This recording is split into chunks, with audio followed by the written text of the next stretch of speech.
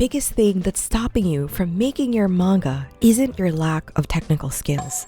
It's everything in here. Your mindset, your fear, your self-doubt, lack of motivation, and sense of perfectionism that's holding you back from your dreams. I've wasted most of my 20s not pursuing what I feel like I'm meant to do. I had a lot of good leads, a lot of disappointments. Eventually, it just got too difficult. Are you going to look back in another 5 years and have nothing to show? I've always wanted to do a manga, but I know I have no self-motivation. I get very distracted. I'd kind of gotten stagnant for a while. There's like 3 years where I didn't really improve too much at all. That didn't sit right with me. How many more months, years, decades are you gonna allow to pass you by? This is your wake-up call.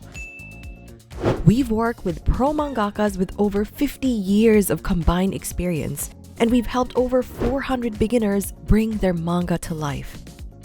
In this video, you will hear real stories from students and pro mangakas who pushed through fear, doubt, and late starts and finally made manga. If you feel like giving up, then stick around. These voices might be exactly what you need to hear. If you want to surround yourself with the right kind of structure and community, learning from professional mangakas, professional manga editors, and aspiring manga artists just like yourself, then we invite you to apply to our online one-shot manga drawing program. We'll teach you everything you need to publish your first manga. Want to learn more? Book a free manga consultation call with us. The link is in the description.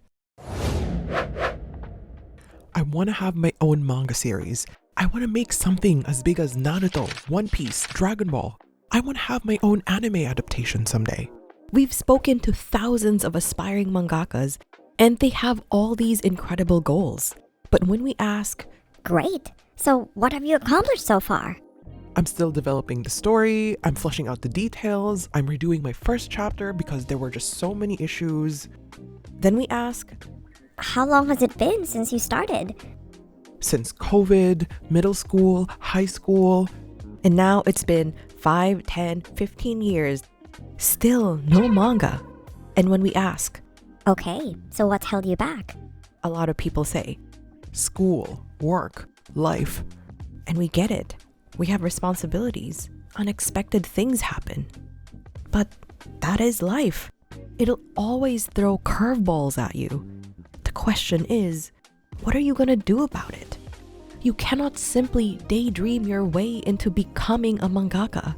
This isn't an isekai manga where you'll be reborn as a famous genius mangaka. It has to be a conscious choice, and it has to be paired with consistent, purposeful action. Let's take a look at the most successful mangaka ever, Eiichiro Oda, the creator of One Piece. Oda is often called a genius in the manga industry. The thing is, he wanted to be a mangaka at the age of 4. While most kids were eating boogers and playing in the dirt, Oda was like, I'm gonna be the next Toriyama. and he did. As he grew up, he ditched soccer, sacrificed his social life, and threw himself into making his first one-shot, Wanted. And guess what? He won second place on his first try, and he was only 17. That win got him a spot as an assistant at Weekly Shonen Jump. He even dropped out of college to fully invest in his dreams, pulling all-nighters, skipping meals, basically living in hustle mode 24/7. While assisting Nobuhiro Watsuki on Rurouni Kenshin, he kept working on his own stuff. Then, at just 22, the one-shot for One Piece blew up, and he got it serialized. The rest is manga history. One Piece has sold over 515 million copies, and it's still not done. Here's the twist though. That kind of success, it came at a cost. Oda's work ethic is legendary. Even when hospitalized, he kept drawing. Like, who does that? Sure, he might be a genius, but it wasn't just talent or luck. It was sleepless nights, non-stop drawing, and tunnel vision for his dream. So yeah, let's stop calling him just a prodigy. He's a legend who gave manga all he had. The thing is, aspiring mangakas who tell me they want to create something as big as the big three, they're scared of the grind. I get it. Not everyone can or wants to give up their lifestyle, sleep, friends, video games, and that's okay. But if you want to be at the top 1% of mangakas, just like Oda-sensei, then you cannot think or act like the rest of the 99%. You have to work harder and smarter than everyone else. You need to be brave and take calculated risks. If you think your dream is worth it, then fight for it. Take action. One thing you have to remember, success in manga isn't a sprint. It's a marathon. It's about who keeps going. Even if you had to take a pause and put your dream on the shelf while you handled real life, that's okay. You can still choose to get back into it. Meet Nazuna Saito. She's 78, still drawing manga, and didn't even debut until she was 40. Her stories? They dive deep into the lives of senior citizens like the highly acclaimed Bochishi no Yakata. Before manga, Nazuna sensei was working regular jobs at an English language school, then later as an illustrator for a sports newspaper. This led to her professional debut with Daria in 1986. This is how she snagged a big comic New Face award right out of the gate. But her journey wasn't smooth sailing. She had to put her career on hold to care for her mother and husband. Life had to come first, and then a 20-year silence. She came back swinging with Yugure, and boom, awards again. Just when things were picking up, she suffered a stroke. Still, Nazuna sensei bounced back and she's still making manga.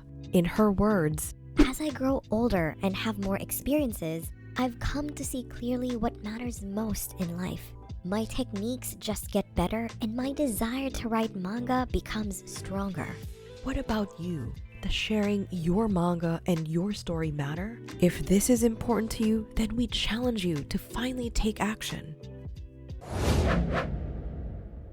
The best time to start was 10 years ago. The second best time? Today. One of the biggest reasons why aspiring mangakas never start? They don't even give themselves a chance. Meet our student Charisse, 29 years old, bussing tables full-time at a diner. She loved drawing manga since she was a kid, but only started drawing again during the pandemic. Well, since I'm 29 now, I've wasted most of my 20s not pursuing what I feel like I'm meant to do, because sitting around not doing anything is not going to get me anywhere. She had been making fan art and fan manga of her favorite series like Dragon Ball and Lucha Libre, but she struggled with staying consistent. She was afraid she wouldn't be able to keep going if she were all by herself. So she joined our manga program in January, and within 1 week, she submitted her first manga to the silent manga edition. Now it's been 6 months and she's finished Yonkoma's 2-page, 4-page mangas and entered 2 manga contests. How did she do it? If you want it, you gotta put in the effort and make small sacrifices. It's not all sunshine and rainbows. I know that if I quit or just don't keep working on it, I'll regret it. So it's a good thing I'm moving forward. She's not drawing inconsistently anymore. She's regularly finishing manga, she's sharing her work, she's moving forward.